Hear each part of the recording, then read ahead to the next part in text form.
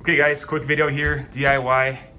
You can see the gap in the door where it gets a lot of drafts coming in.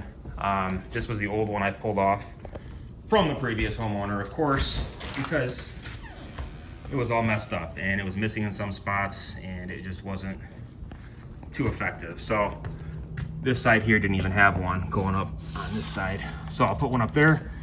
I just replaced the top one. This actually had nothing on it either. So I just cut it out. And as far as cleaning it, pretty simple process. Just use some Goo Gone and some cotton pads. And then you just, rub it on like this. And in order to get some of that other residue off, I find the best way to do it is if you have a plastic razor blade. I have one around somewhere, but I just can't find it. So I use the edge of scissors. Clean this up with Goo Gone and then keep it lubricated here, and then you just scrape it off. Does a pretty good job. I got most of it here, but just wanted to show you how I'm doing it. So I'm gonna finish this up. And does a good job. Let it dry, clean it up really good so you have a clean, surface for sticking. And there's two different sizes you can get at Home Depot. I got the medium size. You can see where it fits the gaps, 1/8 of an inch to 1/4 inch.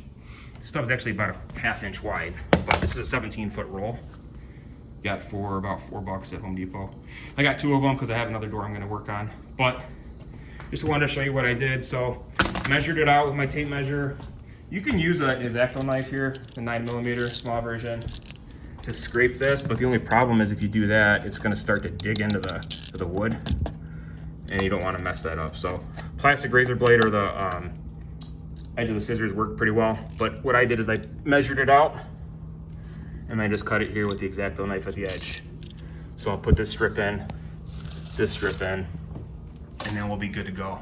So I do notice on the outside, that's missing right there too. But you can replace this strip here too. So that'll be a project for another day. Not really too worried about that, but there's gaps gonna be coming in. So wanna keep it sealed up for the best insulation. And then I gotta replace that spring too down there. So, as you can see, that's pretty much it. So stay tuned for more videos. You can also use rubbing alcohol to clean those edges. But other than that, that's pretty much it. So stay tuned. Please be sure to like and subscribe, and we'll see you in the next video. Thanks for watching.